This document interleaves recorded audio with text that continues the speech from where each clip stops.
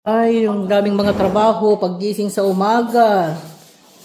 Parang pag kumilos ka mamaya. Oo, kasi pag nag-chemical kami, wala po kami katulong. O pag gising ka sa umaga, sige, non-stop ang trabaho.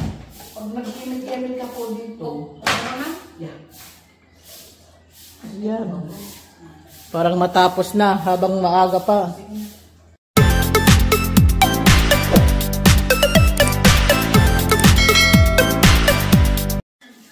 Dr. Deep siya, nasa Pilipinas ako. Ano, linis muna tayo, mga kaibigan. Uy, dumidikit na ito. Wala po si Kuya Tsoy. Alisin na muna natin yung mga ito. Ito, kumuha kayo ng bago ko. Para hindi ka nakakuha ka na. Yan. Para, ano tayo, very productive. Mag-productive muna tayo. Maraming ganito. Ano ba yan? Yung mag-ano sa ilaw. Ano? Parang bubuyo? Ikaw, Marjorie, mag-aral-aral ka ng magluto kasi pag nag-second year na nanay mo sa third year na, wala na dito sa bahay. Mag-aral na yan. Mag-stay na doon kung saan siya mag-extern. Kawawa ka na ayun, kawawa ka. Ay dapat marunong ka na magluto ng kahit itlog para may kakainin kayo. Mag-aral. Kasi mami yung body mo, once nag-third year na yan, wala na. Naka-stay na doon sa ano ba yun? Hindi yung pinag-jujutihan. Pag-jujuti sila, nasa ano na sila, sa hospital. Mag-duty na O kaya mag-boarding house na yan. Ano niya? Anong ka na yan? wala na sis. Kaya kayo pag ano kayo lang. Yung 11th grade, ano na yun? 4th year na? 4th year yun? Opo. Eh di pag pupunta niyo si Erma dito, di sabay-sabay kayong tatlong mag-graduate? Hindi. Ha? Grade 11 siya. Grade 11 pa siya. Ano Grade yung- 11 pa siya sa sa pasukan. Ano yung grade 11, third Dito year? sa akin ako. Kagaya mo? Ako. Grade 11 ka rin, di ba? Hindi. Mag-grade Eh bakit magsabay kayong mag-graduate next year? Magsabay ba kayo? Sa mag-graduate si Marjorie ng grade 10. Graduate na ako ng grade 12. Mag-college ka na? Siya, hindi pa. Hindi pa. Di sabay na kayo, hindi pa kayo sabay. Ano? Hindi kayo sabay. Sabi ako sarili ko talaga. Bago pa naman ako dito, hindi ko naman akalain mag-grade 12 naman ako. Pagkatapos mag-college siya naman, madali lang talaga. Madali lang yan.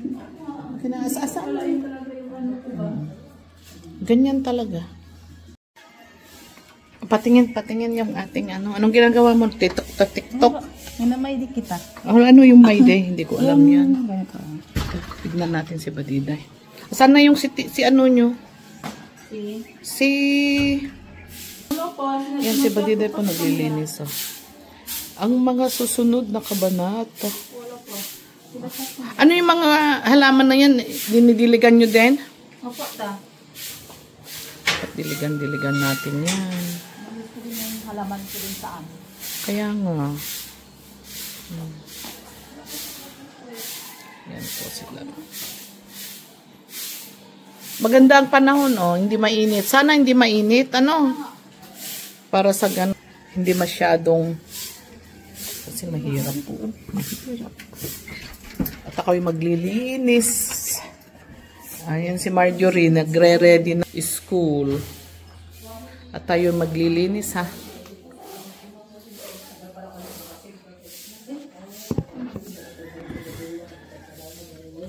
Allah, apay ibagamangkin man ang pinang nga mga lapit sa ban ni mamang ada makita na.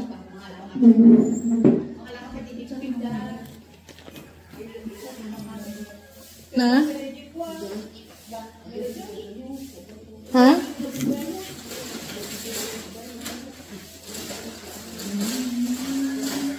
Dr. Dipsya. At tumatawag si Dr. Dipsya. Dumating na siguro galing Japan. At mapanda ka nung matalaan ni Sir June.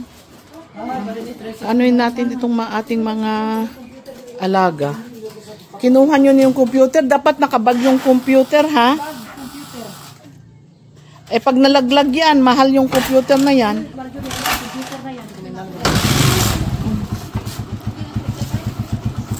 Huwag mong i-ano, computer ito. Kaya nga, huwag nyo i-ano yung computer, ha? Manang pinang. Ag-commute kan? Ag-commute kan? Makisakay. O sige na. Sir Jun, Taalis na kami. O sige. sige, oo. Hapon. Na, lugan kay kanay ni Sir Junan Makilugan ka na. Diyan lang daw sa bawah. Magbag, wala kayo. Talaga si Pwede mo pala pinas. Adiman. Busy sa umaga. Masyadong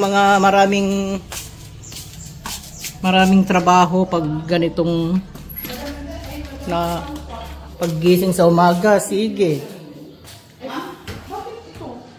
Ayan, magmamap ka na? Ano mo na? Nalagyan mo ng pabuloso? Hindi ma'am. Lagyan mo ng pabuloso.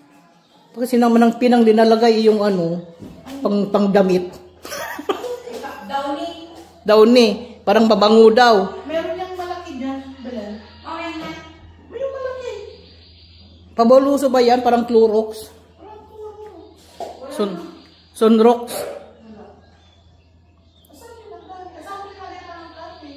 Ala, nakasupot dyan sa noon.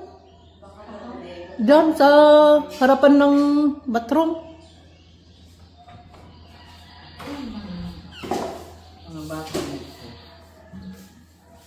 Noon pa yan. Ilang days na tayo dito. Ayan. Tapos malang yung paglalagyan ng mga... Ayun. Ay, badi pinikatan. Ano yan? Lang kutsara? Para hindi gano'n na nakaganon. Kukurang ko ng konti dyan pag mamap din ako sa kabila. Saan? Sa kabila, sa kabilang bahay. Ay, yung daming mga trabaho, paggising sa umaga. Parang pag kumilos ka mamaya. Oo, kasi pag nag-chemical kami, wala po kaming katulong. O pag gising ka sa umaga, sige, non-stop ang trabaho. Pag nag-chemical ka po dito, ano na? Yan. Parang matapos na habang maaga pa. Mamaya maraming gagawin. Lalo na si Tita Pibilag. Ayan, talagang yan ang araw-araw nagmamap, naglilinis.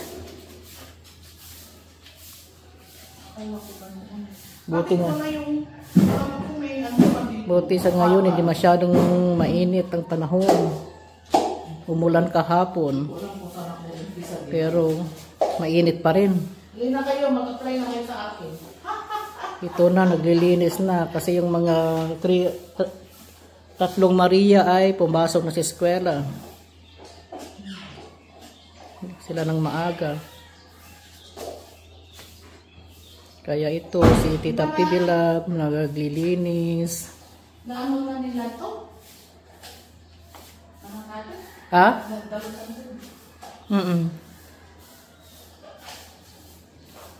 Ito po, sa amin, kami magkakapatid, walang kemi-kemi. Ay, wala. Marami kami mga pasan ko. Tumutulong po kami. Tumutulong, hindi yung nag-uutos. Kasi sanay po kami sa hirap. Diba? Hindi po kami nag-uutos-utos lang dyan. Oo. Ganyan. Hindi maganda yung utos-utos kasi yung mga tao busy din sila. Kaya tulungan. Basta kaya mo. Ala, sige. Diba? Tulungan, di ba Manang? Oo. Kaya nakakaawa naman sila. Tulong-tulong. Kunti sabihin mo, ito po ang buhay namin. Sabihin mo sa may katulong. Ano po yan? Ang katulong po, hindi naman, kapapagod din naman sila. Oo. Hindi naman pwedeng sila lang palagi. Hindi naman sila oo, tama. True. Siyempre, pag di tulong-tulong. Tulong para kawawa naman sila. Makapagpahinga ng maaga. Para sa ganun, kahit papaano matapos ang trabaho nila, makapagpahinga rin sila. Oo. Kahit yung tao po, pwede naman po kayo gusto din naman nila magpahinga. Hindi naman pwedeng ikaw lang nagpapahinga. Di ba? Oo, tama. Ganun ko lang. Hindi ba na ano man, akin naman, okay naman. Tapos dugo mo. Dugo mo. Ano ang ilaw-ilaw? Maglilinis pa ako ng ano, ng bathroom ka. Saan na ba yung ano nito? Ano rin? Oo.